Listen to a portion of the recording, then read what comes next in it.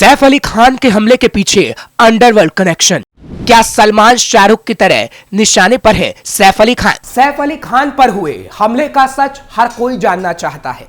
हर कोई जानना चाहता है कि कहीं इसके पीछे अंडरवर्ल्ड कनेक्शन तो नहीं है।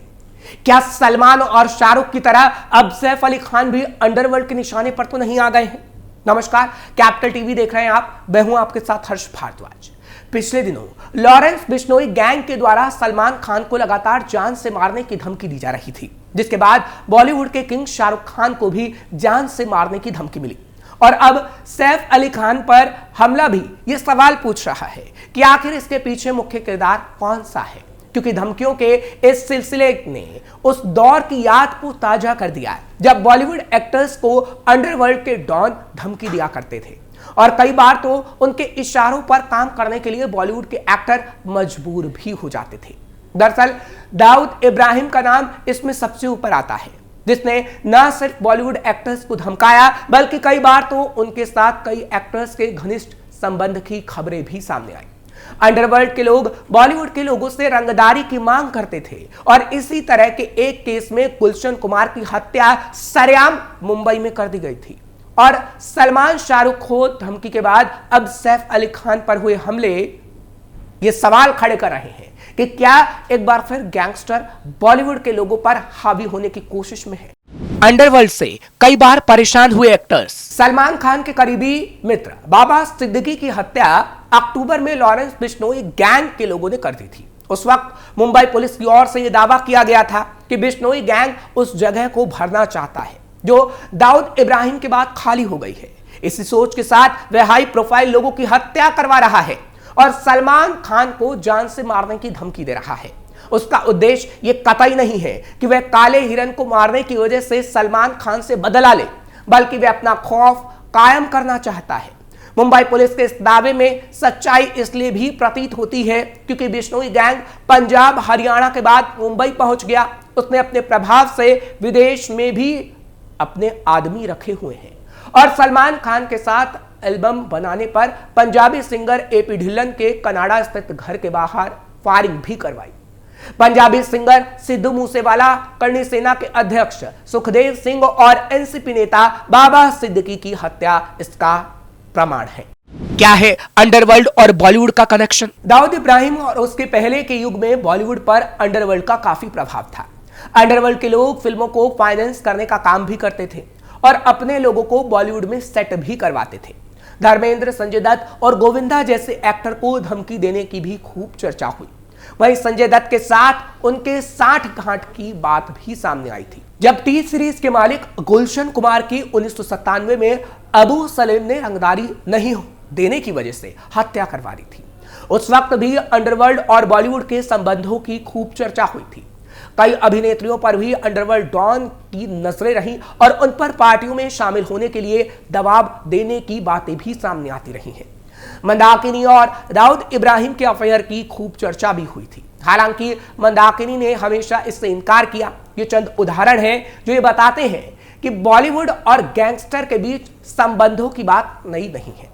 बॉलीवुड पर कब्जे की कोशिश या उन्हें धमकाकर और मारकर पैसे वसूलने का काम अंडरवर्ल्ड इसलिए करता है कि उनका धंधा चलता रहे और उनका सितारा भी बुलंद रहे। सैफ अली खान पर हमले के पीछे भी अंडरवर्ल्ड का हाथ। अब सवाल यह है कि क्या सैफ अली खान के हमले के पीछे भी अंडरवर्ल्ड का कनेक्शन है? तो इसका जवाब भी हम आपको दे देते हैं। बॉलीवुड एक्टर सैफ अली खान पर हमले को लेकर महाराष्ट्र के गृह राज्य मंत्री योगेश कदम ने कहा है कि यह एक चोरी का मामला था। हमलावर चोरी करने के इरादे से एक्टर के घर पर आया था और चाकू से हमला कर उन्हें गंभीर रूप से घायल कर दिया। मंत्री ने इस हमले के पीछे किसी क्रिमिनल गैंग के शामिल होने से इनकार किया है। उनके मुताबिक इसमें अंडरवर्ल्ड गैंग का हाथ नहीं है। दरअसल सैफ अली खान गुरुवार शाम अपने घर पर थे जब एक हमलावर उनके घर पर आया और उन्हें चाकू से गोद दिया। इस हमले में वे गंभीर रूप से घायल हो गए। इमरजेंसी सर्जरी में 54 वर्षीय एक्टर के रीढ़ के पास से चाकू का एक टुकड़ा निकाला गया है, जिसके बारे में डॉक्टर ने कहा कि चाकू अगर 2 mm और अंदर जाता तो इससे एक्टर की जान और ज्यादा मुश्किल में पड़ सकती थी। लीलावती अस्पताल के सीईओ डॉक्टर नीरज उत्तमड़ी ने इस बात की जानकारी दी है। फिलहाल अभी तो ये कहा जा रहा है कि सैफ अली खान के हमले के पीछे अंडरवर्ल्ड का हाथ नहीं है, लेकिन पुलिस मामले की हर एंगल से जांच कर रही है, क्योंकि अंडरवर्ल्ड के लोगों ने कई एक्टर्स को जान से मारने की धमकी देने के साथ उन पर हमले भी किए हैं और कई एक्टर्स के साथ ऐसा हुआ है, जैसी तस्वीर सैफ अली खान की सामने आई है। गुलशन कुमार। साल 1997 में टी सीरीज के फाउंडर गुलशन कुमार को गोली मारकर मौत के घाट उतार दिया गया था, जिसके बाद पूरा देश सदमे में आ गया था। अंधेरी मुंबई स्थित एक मंदिर के पास 3 लोगों ने गुलशन पर गोली चलाई थी।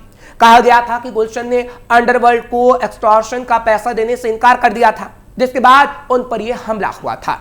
संजय दत्त। साल 1993 में बॉम्बे में हो रहे दंगों में संजय दत्त पर भी किसी ने गोली चलाई थी, लेकिन वो बाल बाल बच निकले थे। इसके बाद कई सालों तक संजय को धमकियां मिलती रही। कहा गया कि संजय का अंडरवर्ल्ड से ताल्लुक था। राकेश रोशन। साल 2000 में जब कहो ना प्यार है ब्लॉकबस्टर हिट हुई थी, तो राकेश रोशन अंडरवर्ल्ड के निशाने पर आ गए थे। राकेश ने एक्सटॉर्शन का पैसा देने से इनकार कर दिया था, क्योंकि अंडरवर्ल्ड के लोग चाहते थे कि पैसे लेकर वो ऋतिक रोशन के साथ फिल्म बनाएं। इनकार करने पर उन पर 2 बार अटैक हुआ था, वो भी मुंबई में। 2 बार राकेश पर गोली चलाई गई थी, पर वो इससे बच निकले थे। संजय लीला भंसाली। साल 2018 डायरेक्टर संजय लीला भंसाली के लिए काफी मुश्किल भरा रहा। संजय की फिल्म पद्मावत रिलीज होने वाली थी कि कुछ लोगों ने उन पर हमला कर दिया था। कहा गया था कि वो लोग कोई और नहीं बल्कि करनी सेना के राजपूत कम्युनिटी के थे। कास्ट और क्रू मेंबर के सामने उनमें से एक ने संजय को तमाचा जड़ दिया था, जिस मामले की जांच पुलिस ने गंभीर रूप से की थी। शाहिद कपूर। साल 2014 में शाहिद कपूर पर कश्मीर में फिल्म हैदर की शूटिंग के दौरान अटैक हुआ था। भीड़ में से किसी ने इरफान खान और शाहिद कपूर के ऊपर कांगड़ी, गरम कोयले की अंगीठी फेंक दी थी।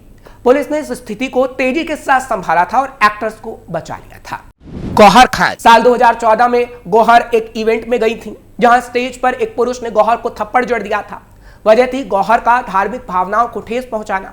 गौहर ने एक जगह धर्म को लेकर कुछ कमेंट किया था, जिसके बाद उनके साथ यह हादसा हुआ था।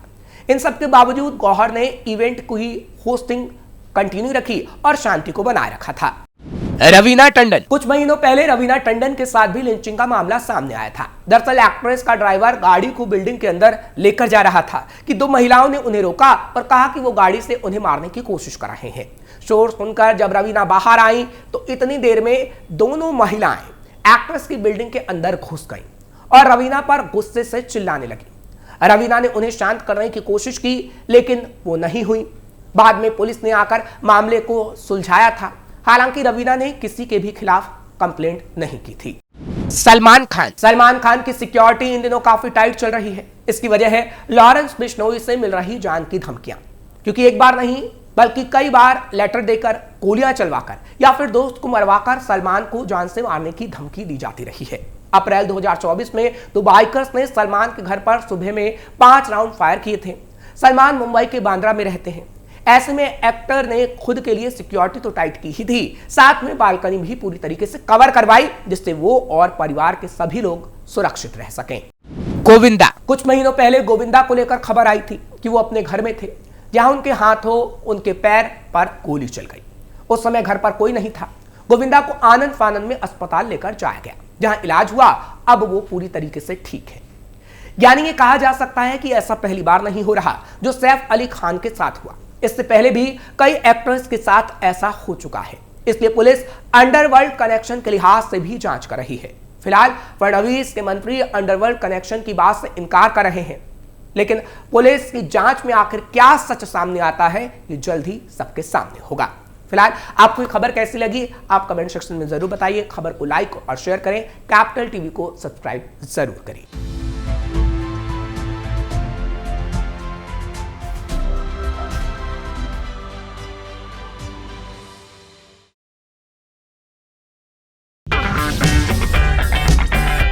अगर आपको हमारा वीडियो पसंद आया हो तो इसे लाइक करें, हमारे चैनल को सब्सक्राइब करें और हाँ, बेल आइकन दबाना ना भूलें ताकि आप तक हमारे वीडियो की नोटिफिकेशन पहुंचती रहे।